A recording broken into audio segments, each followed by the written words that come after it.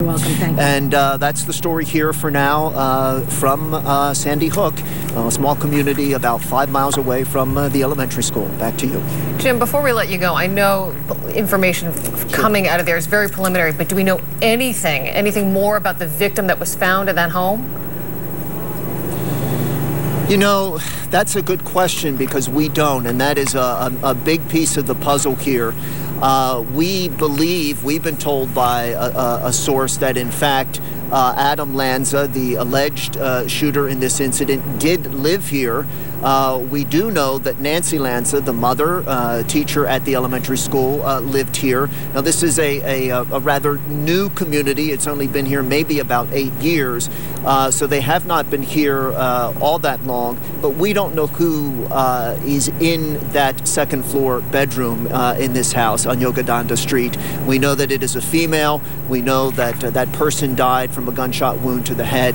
And that's all we know at this time. At one point, we were hearing from a pretty credible law enforcement source that there were 2 bodies in this home.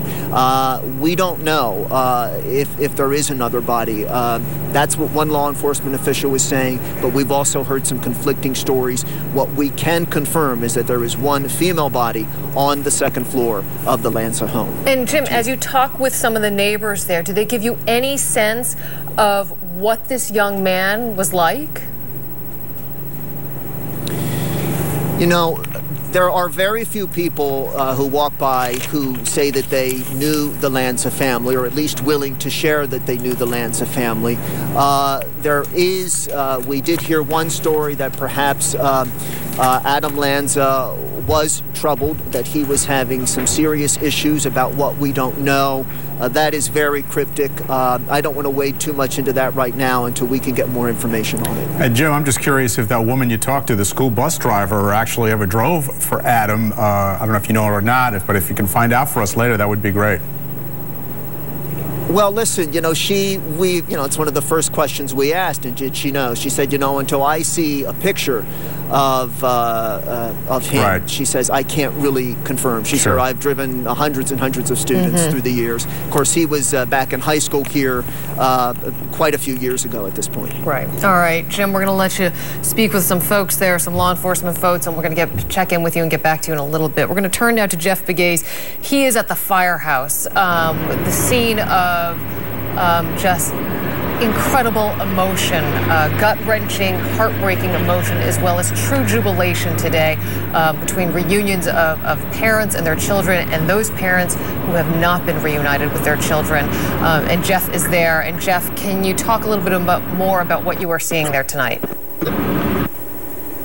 Well, mostly is gut-wrenching grief. A lot of people still distraught over what happened here behind me.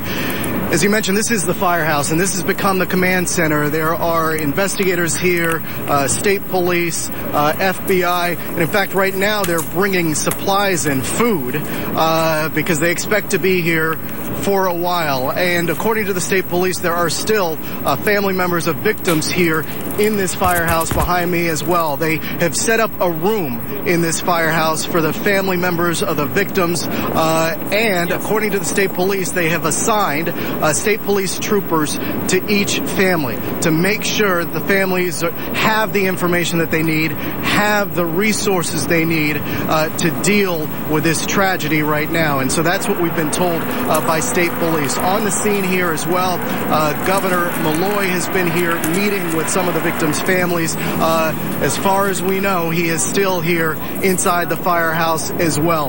This is about as close as you can get to the school right now, and this is the command center. And beyond, at the school, we're told by the state police, the investigation is well underway.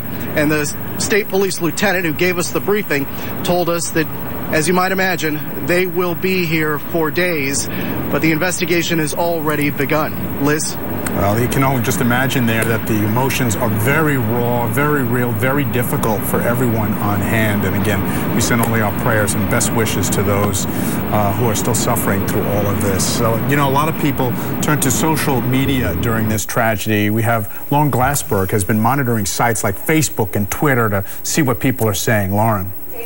on a day when everybody is feeling so helpless. Social media is providing an outlet for people. Places like Facebook and Twitter allowing them to discuss this tragedy today. They're offering